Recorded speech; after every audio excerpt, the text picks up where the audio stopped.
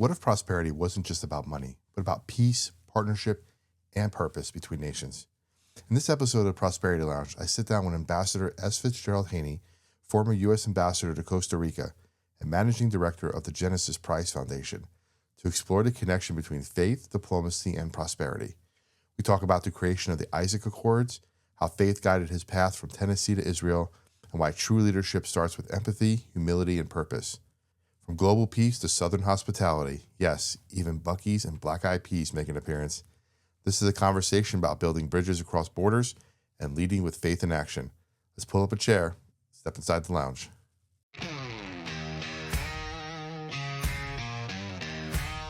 Grab a seat, sip some wisdom, and stay a while. This is the Prosperity Lounge, where growth gets personal.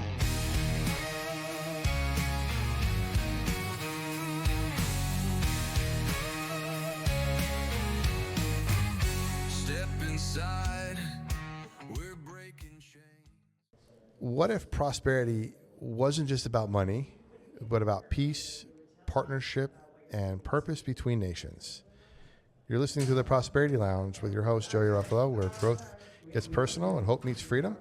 And I am joined today by, I don't even know what to call you anymore. Is it Mr. Ambassador? Just Fitz. That's fine. Fitz. Fitz. That's great. I feel so informal sitting, talking to you that way. You are a fellow volunteer.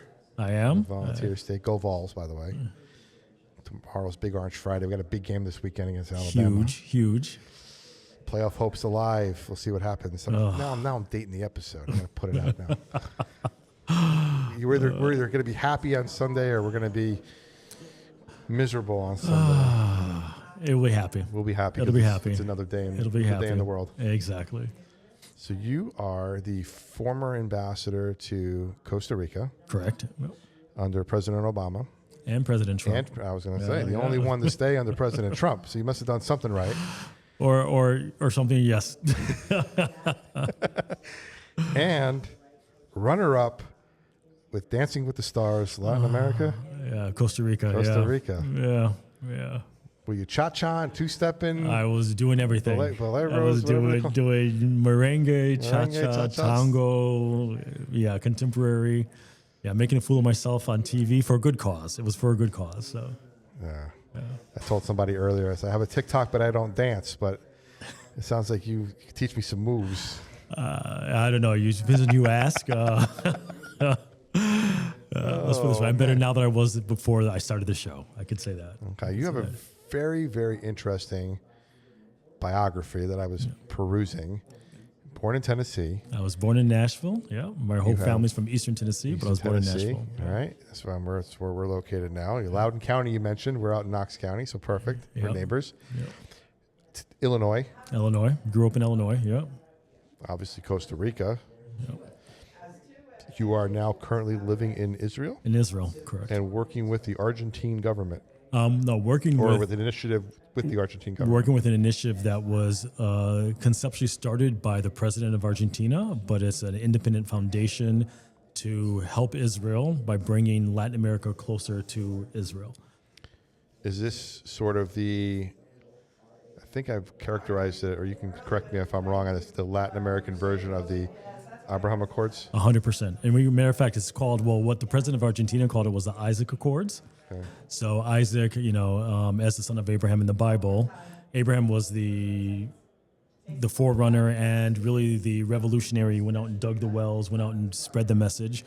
And Isaac, his son, came after him and had to redig the wells, which can at times be much more difficult than actually going out there and doing it the first time. So the idea is to really help Israel fight its global isolation, the global scourge of anti-Semitism, and just look for additional friends with shared value systems around the world.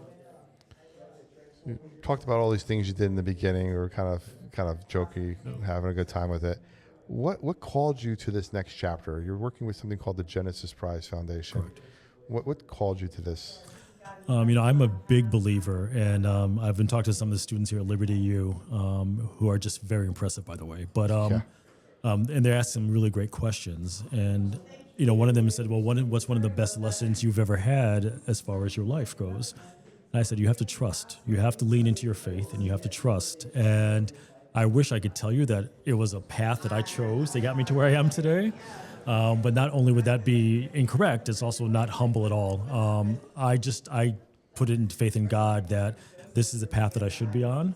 And it's worked out. And it's kind of, my entire life seems to kind of got me to this point. So all my former experiences seem to have led to where I am today. And so I think it's a bigger plan and not my plan. I'm just have to follow it. So some people would look at what you've done as like the precipice of things. I've achieved international status as an ambassador working for the government. I've achieved international celebrity status as a contestant on a reality show. For some people, this is the pinnacle of their life. These are stepping stones to greater things for you. Yeah. And that's what you're seeing. And it's all part of a plan put out by God, I guess. Yeah, I firmly believe that. If somebody would have told me, as a young child born in Tennessee that grew up in Illinois, that I'd be where I am today, I would have said there's no way. And the twists and turns my life has taken. So I do believe there's a bigger plan, and we just have to step into it and have faith. So, how does your Tennessee story impact your global mission today? Yeah. I think my family's been in Tennessee for generation after generation. Matter of fact, I think we're the only part of the family that ever left. And I bet you get slack for that. Yeah, no, I get it all the time. And I spent all my summers either in Athens or Sevilleville or somewhere in Eastern Tennessee. I think it's just one thing I said, I love about Tennessee is that it's just the people's spirit and the spirit to go ahead and forward something new and go out there and try something new. It's called the volunteer state for lots of reasons. But I think it's just the spirit of Vols in general that, you see something that needs to be done and you go ahead and you do it. Yeah. And also the sense that there's a community and people help each other. And I remember growing up, there's a huge difference in my mind between what I saw when I spent my summers in Tennessee, and we lived very nicely in Illinois as well, but completely different cultures. And we saw that last year when Hurricane Helene hit, the stuff in East Tennessee, how we all rallied together with drives, and people were bringing wood up to the area and spending their weekends really volunteering. It is. You mentioned Sevierville. I got to ask you, have you been to Buc-ee's yet? I've been to Buc-ee's. I've been to Buc-ee's, yeah. One thing about my kids who did not have the Tennessee experience I had, when we go back to visit, I had to warn them the first time they were old enough to really remember, and I took them to see everyone. I said, okay, y'all are going to have to realize that everyone you see in this town is going to come up to you and give you a hug or a kiss and say, oh, you're Sandy's, you're related to Sandy, or I said, because everyone's a cousin or a second cousin or a third cousin, and just be prepared. Even if you're not from there originally, that's what we've gotten to, is people come up to you and just talk to you. Yeah, 100%. And we came from California. We're very closed off. So we always kind of still think when people come up and start talking, like, what do you want? Yeah. I'm not selling anything. I don't have any money. I'm sorry. But I find myself now in the store, I'm overhearing a mom and their kid talking about something, and I'll chime in. I'm like, am I that guy now? You are. You have to be. You have to be. Southerner? 100%. Yeah. One thing I found interesting was that faith and diplomacy don't often share the same stage. There usually is a clear dividing line between them when one's involved. We see pastors in the church not getting involved in politics or preaching from the pulpit nowadays, or even getting involved in standard cultural causes. We see politicians up until the recent Charlie Kirk situation, we didn't see politicians expressing faith at all on a public stage. What role has faith played in your career decisions? I mean, I think it's played every role. It's like I said, I lean into it, and I think it's important for us to have that faith to say that, to believe that whatever path you're on is the right one for you. Mm-hmm. And you may not understand it at the time, and it may not be the timing that you expected or the position you expected, but when something opens up and you give it, you pray on it, you give it some real thought, and you lean on those that know you best and love you, and then you move forward and you try to decide, to go ahead and take that step. And that is, in my mind, I define that as faith. I think to be a faithful person, you carry it with you all the time, and you carry it with you every day. And how you live and how you speak and how you treat others is a testament to your belief system. And so it is more difficult in the public sphere of things to, yes, come out sometimes and, in a strong voice state, your faith beliefs. But I think you do it in other ways. I think the way you, like I said, the way you treat people, how you want to, your word means everything, and how you treat that, and that comes across, and people take notice of that. Those basic, just core values of treat people the way you want to be treated, be honest, have integrity, be loyal, 100%, trusting. Yep. I feel sometimes nowadays people are very afraid to express their faith because it kind of locks them in, like you're talking about. And if they do something wrong because they're imperfect, then they're shredded apart as being, well, I thought you were a Christian. I thought you liked God or something, but you did this wrong. Yeah. Well, we're all imperfect. There's 100%, and that's and I think that's important to show as well, which is that we all are imperfect. None of us are perfect. There was, depending on your faith beliefs, there's only one person who was perfect, and where none of us are him. So, I think it's important that people realize you're human, and you learn from your mistakes. It's not a question of being imperfect. I think it's a question of what do you do with that knowledge. Once you recognize that you fell short of something, how do you take the next step? And your reaction to falling short, and you're recognizing that, I made a mistake, I'm not perfect, how do I continue to improve? And I think that's living in your faith. So I want to talk back a little bit about the Isaac Accords here. What exactly, we kind of touched on it briefly, what exactly are the Isaac Accords, and how did President Milley's Genesis Prize lead to this movement? So the Genesis Prize Foundation has been around since 2013, and every year it gives a prize to a laureate of $1 million to somebody who's had a positive impact on life in general, and usually has been Jewish, and has can also be seen as a kind of light for the younger generation, for somebody to be emulate. And so some of the past laureates have been Michael Bloomberg, Robert Kraft, Ruth Bader Ginsburg, Justice Ginsburg, Dr. Albert Bourla, the CEO of Pfizer, and every year with this $1 million prize, the laureate gets to kind of tell the foundation, the Genesis Prize people, and say, okay, I'd like you to take this $1 million and further a philanthropic theme or idea I have.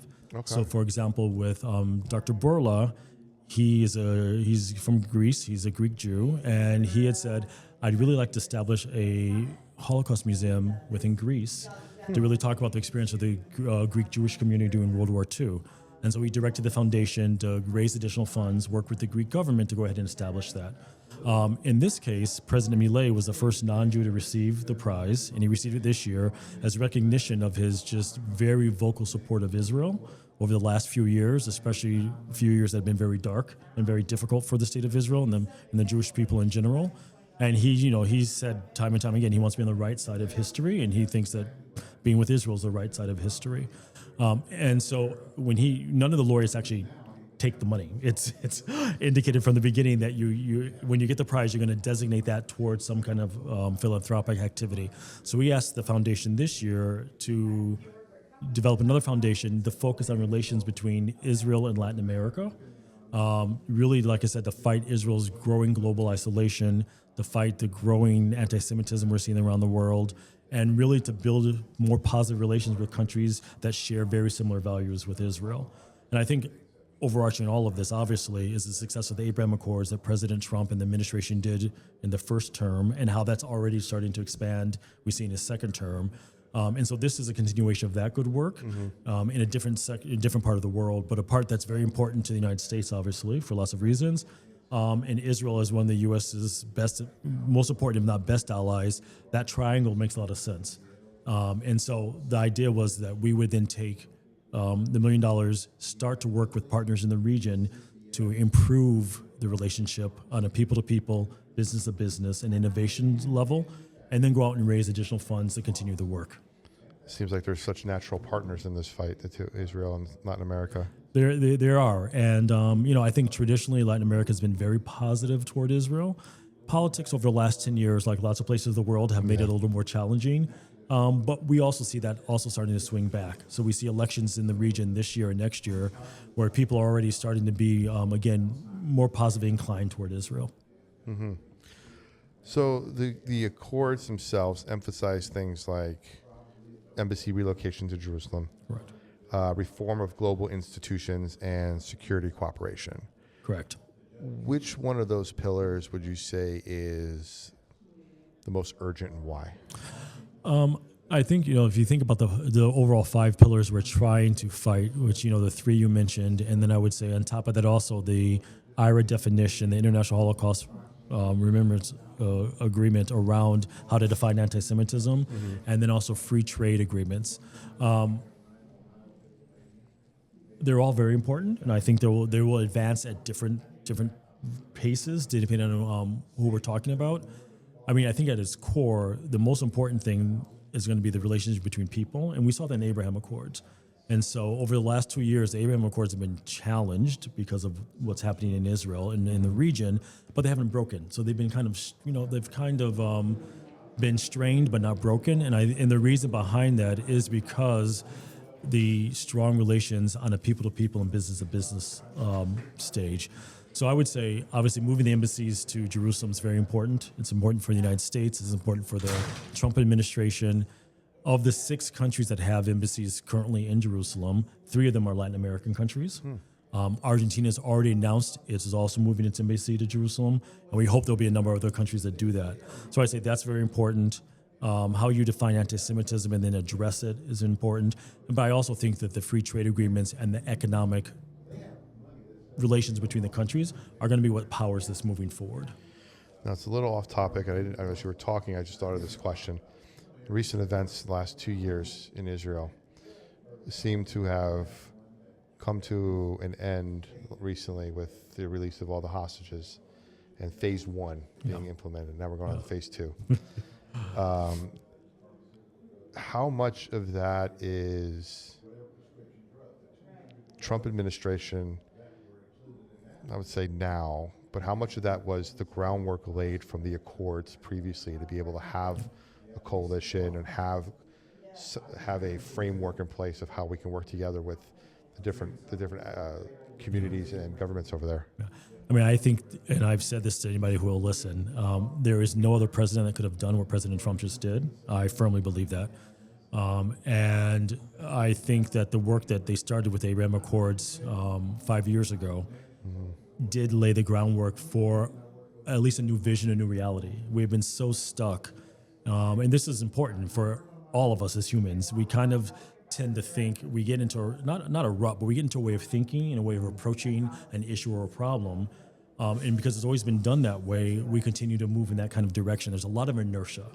There's a lot of inertia for us to continue doing what we were doing, even if it wasn't working. Sure. And I think in the Middle East, we saw a lot that was not working.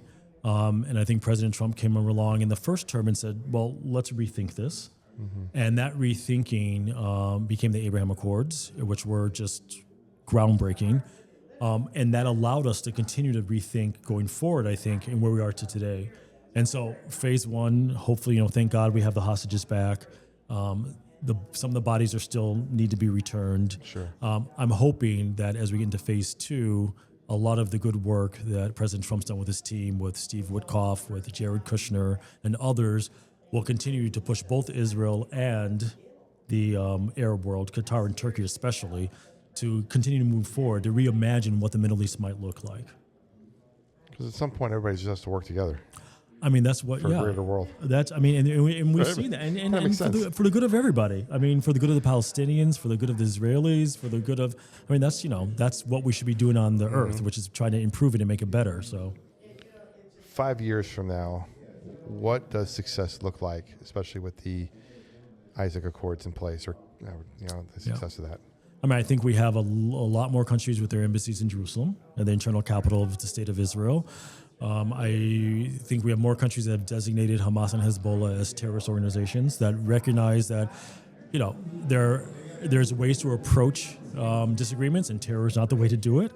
I think there's strengthened and increased economic relationships between the State of Israel and Latin America and United States. I think one of the reasons the administration is so pro this initiative also, as it sees it as a counterweight to a lot of the activity we've seen China trying to do within the region itself. A region that is very close to U.S.'s, heart, because we're in the Western Hemisphere. And so I think we have improved economic relations, innovation, and improved people to people, just understanding between peoples. They also focus on, Isaac Accords, on education and economic cooperation. Like talk about how can these create a shared prosperity? Yeah, I think one of the most important, you call it soft power, whatever you have seen that the U.S. has ever had has been the Fulbright program. So you have people that from foreign countries that, usually either indicated future leaders or people that have potential to be future leaders who come to the United States and spend time here and get to know, our value system, get to know how we approach things in the United States. And then they go back to their home countries and they take that with them the rest of their lives. When I was ambassador in Costa Rica, the president of the country, the Minister of Education, and the Minister of Trade were all former Fulbright scholars. And so their approach to how they dealt with the U.S. was very different from others because they had that personal experience. And so I think, as we're taught in our faith traditions, when you sit down across from somebody and you break bread with them, you have a completely different view of who that person is. Flaws and positives and negatives. And so I think things like cultural exchanges, things such as educational exchanges with different universities, focusing on innovation hubs, all that will build that personal, people-to-people relationship, which will, at the end of the day, that's what makes the world go around. You've been described as a bridge builder. You laugh at that, but you have been. Between businesses and diplomacy, between faith and governance. How do you personally define leadership? Very good question. I think for me, the best leaders I've learned from are the ones I've noticed that do a few things. One is they listen. And so I had a boss who very early on would always be the last one to speak in the room. And, I finally asked her, but you know where you want to go and you're the boss. And, is that the most efficient way to get things done? Tell us and we'll just move. And her point was twofold. One, when the boss speaks first, that tends to color everyone else's opinion because, you don't necessarily, right. You don't want to go against the boss, right? And also it would stifle, maybe somebody has a good idea. Maybe somebody has a different way of approaching our goal and get to our objective. And so she wanted to hear that. So that was one, just, always be a great listener. And then I've also always hire somebody that you think could replace you almost immediately. Really? Yeah. Okay. You wanna be able to have people that are better than you are, because that not only increases your game, but also increases the probability that you're going to be successful as a team. So I think those two for me have been key. Because you're only as strong as your weakest link. And 100%. If your weakest link is better than you, then you're the weakest link. Right, exactly. So and you have to up your you're the weakest link, goodbye. You have to up your game as well, because that person may say, "Oh, we don't need the boss anymore." No. So, yeah. You converted to Judaism 30 years ago. Yeah. How has that journey shaped your perspective on global unity and purpose? It's very, very, very much so. I grew up very, very religious, just very Catholic, which Catholic at the time. I was born and raised. Yeah. The rest of my family, we were already kind of outside. We not only did we leave Tennessee, but we became Catholic when everyone else in the is South. Everyone else is Baptist or Episcopal. Yeah, everyone else is not Catholic. Not Catholic. Not Catholic. I have a first cousin who's a pastor at a church in Atlanta. Definitely not Catholic. No. I think my journey, was a personal journey, but it was the way that I think God touched me to say, this is the best way for me, Fitz Haney, to live my life. And that gave me insight into the fact that, yes, we may be different, but there's such a core of who we are. And as long as we really fall back on that core and we fall back on the basic traits that we all should try to exhibit every day, life could be so much better. What's some advice you would give to young leaders, maybe here in East Tennessee, across the United States, Costa Rica, Israel, who want to create an impact on a global scale? I would say, well, first and foremost, if listeners, especially listeners that have faith-based, they're already, and I said this to some of the students here at Liberty, they have a superpower. They don't realize they have a superpower, but when you have an inner confidence that comes from something that's greater than yourself, and you realize that and know that, that comes through. And so I would say lean into that. Don't shy away from it, but actually have that as your core. And then really focus on doing something that you love. Because at the end of the day, if it's something you really enjoy, it may not make the most money in the world, but that's where you're going to have the impact, where the intersection of as much of who you are can come together, that's when you're going to have the most positive impact. It's one of those things where you love what you do, you're not working. Or even if you are working, because it's not, as you know, it's not, you love what you're doing, but you still have to work hard at Still gotta doing get it. up and do it. You still have to get up and do it, but you do it differently, and you do it with your full self. So, what's a lesson from your time as ambassador where maybe you had to guide through navigating complex partnerships like the one you're dealing with now with the Isaac Accords? What's a lesson that you'd have for someone that might be dealing with a complex situation in their life? Well, I would say kind of what this came from my mom and my grandmother, who always used to say, you never know what somebody's dealing with. So, give them a little grace and take a deep breath. I think it's the same in the business world, and it's the same with any complex situation. It's we all have our goals, and we all have our objectives and where we want to get to. But when you're dealing with a partnership, you have to sit across in front of that person, and be it your spouse, be it a sibling, be it your parents, be it a work person. You have to understand where they're coming from. And so I think that empathy and the being able to sit down and not change who you are, not even necessarily change your objective or goal, but to be able to say, okay, let me understand what they're trying to achieve, and how's that dovetail with what I need to or I want to achieve, and how can we get there together, or at least how can we both get closer to where we want to get to, because we're likely to be more successful as long as not diametrically opposed to make that happen. Yeah, and that's something that in the coaching space we have to understand when you're sitting across from somebody, like you don't know transference in a sense. You can't put yourself on them. You have to kind of sit there and understand their situation and then adapt to that situation and give them a little bit of grace and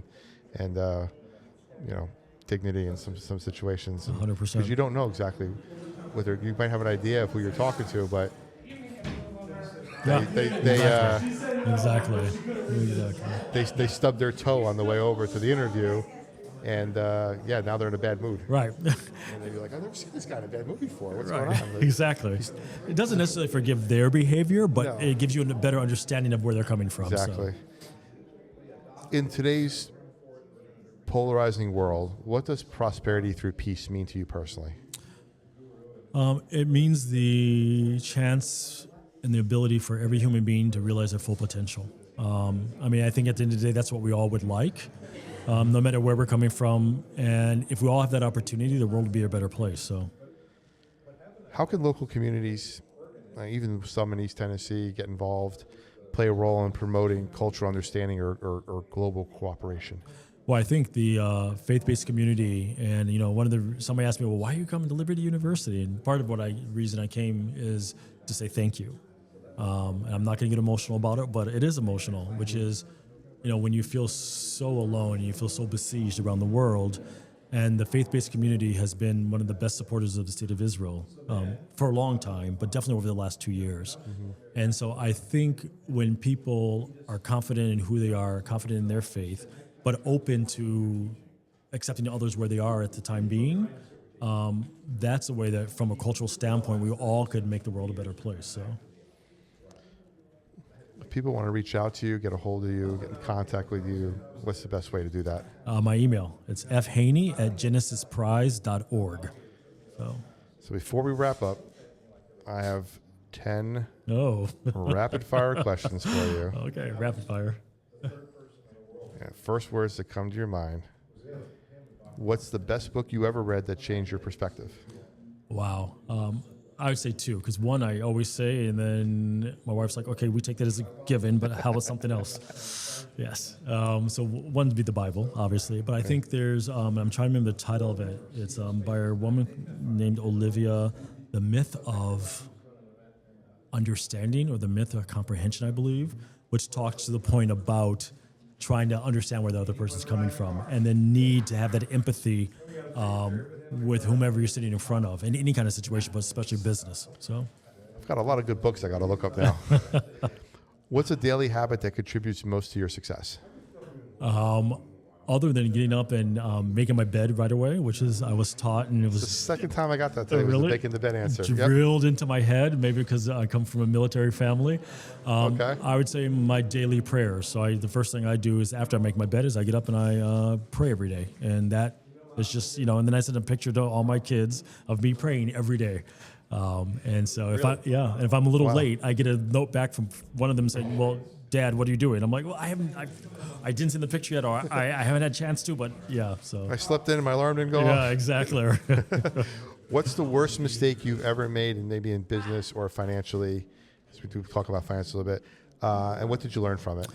I would say living a life of expectation versus reality. So, thinking, and thank God is usually the case, but thinking, I could afford this because things are going to get better and I have a great job and I'm doing really well and, it's going to come in, and eventually it does. But what I always tell my kids is you live well beneath your means and you will always be happy. And be happy with your lot. Not meaning that you have to be satisfied, but understand where you are and live well within your means. And so that for me is a great lesson. I love that. Yeah.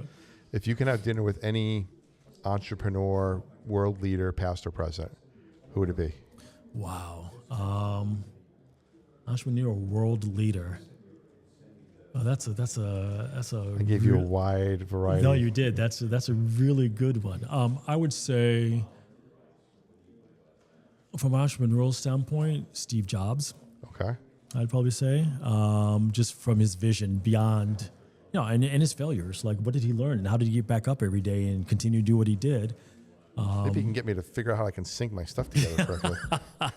Well, he would say that was probably never his vision. It was not supposed to be that difficult. It was supposed to be a very simple interface. Right. So, yeah. Okay, entrepreneur, world leader? World leader. I would either say Abraham Lincoln or David Ben-Gurion. So either President Lincoln or the first president of Israel. I think both were pivotal for obviously reasons for their countries at the time, but both had to kind of navigate very difficult situations with populations that not necessarily wanted to work together and found some way to do it. So, what's one mindset shift that completely changed the game for you? Mindset shift? I would say being able to have faith to take that step. If I could look back at my 22-year-old self and say, looking back in perspective is always easier than looking forward. I don't understand the journey, but it's going to be okay. And just step into it. Take, you get that opportunity, go for it. It's going to be fine. It's going to work out. It's going to work out better than you thought, because you probably don't have the path in your head, which is going to be the path you're going to wind up on, but it'll be okay. What's one piece of advice that you ignored at first, but later realized was absolute gold? Wow, so many. so many. I think one thing is my grandmother used to say, and as I get older, it rings more and more true, but it's true for everybody. If you could get up in the morning and put both feet on the ground and stand up on your own volition, it's a great day. The rest is up to you. So that's just always struck me. For sure. Yeah, that's a great one. Yeah, I'll say that. What's one word you use to describe your journey so far? Amazing. If you had to start over tomorrow with nothing but what's in your head, what's the first thing you do? Still ask my wife to marry me. Best decision I ever made. Love that. She's going to love that too. What's one thing people misunderstand about you or your work? Wow, just one. Yeah. I think with the current, it's kind of people are like, well, is this a government initiative? Are you working with the government in Israel? Are you working with the government in the United States? Are you working with Latin America? Yeah. And we're a private foundation, and we kind of work at the intersection of all that. And we're really just trying to help Israel, but help the world be a better place by having better relations with Israel. So, finally, what's your personal definition of prosperity? A happy and healthy family. I'm going to add a bonus one in here. You miss any Southern food when you come back, or what's the first thing you're going for? So I do miss, I'll tell you the one thing I miss, because as an observant Jew, I can no longer have pork. Right. Which is a killer. But the one food that I miss, other than chitlins, which I loved, I'm gonna say chitlins. is going to be black eyed peas and ham hocks. Oh, black eyed peas. It's just. You can't just have black eyed peas by themselves. No, and my wife, I have to give her credit. She went down and learned from my grandmother, my mother, and she uses smoked turkey or smoked duck. And smoked duck comes close, but it's not like ham hock. It's just, it isn't. So, yeah. Oh, man, I don't want to get you drooling over here and, temptation and everything. Oh, so yeah. It's been great. I really had a great time talking to you, dude. Well, I same really here. appreciate Thank you. it. Thank you for the Thanks opportunity. for reaching out. Thanks for coming by. No, thank you. Ambassador Haney, thank you for showing us the prosperity can cross between borders when we lead by faith with purpose. Yeah. As we say here on the Prosperity Lounge, until next time, stay faithful, stay fearless, and remember, freedom lives where faith and action meet. The lounge is always open, and so is your next breakthrough. And go Vols. Go Vols. This is the Prosperity Lounge. Thanks for pulling up a chair inside the Prosperity Lounge, where growth gets personal and hope meets freedom. I hope today's conversation sparks some new ideas and inspires you to take your next bold action towards freedom in business, finances, and life. Don't forget to subscribe on YouTube, Apple Podcasts, Spotify, or wherever you listen to your favorite podcasts so you never miss an episode. You can also join our free community at theprosperitylounge.com, where the conversation continues and you can connect with others, get access to our exclusive resources like our budget course, our budget app, a ton of downloads. Until next time, everybody, stay faithful, stay fearless, and remember, freedom lives where faith and action meet. The lounge is always open, and so is your next breakthrough. This is why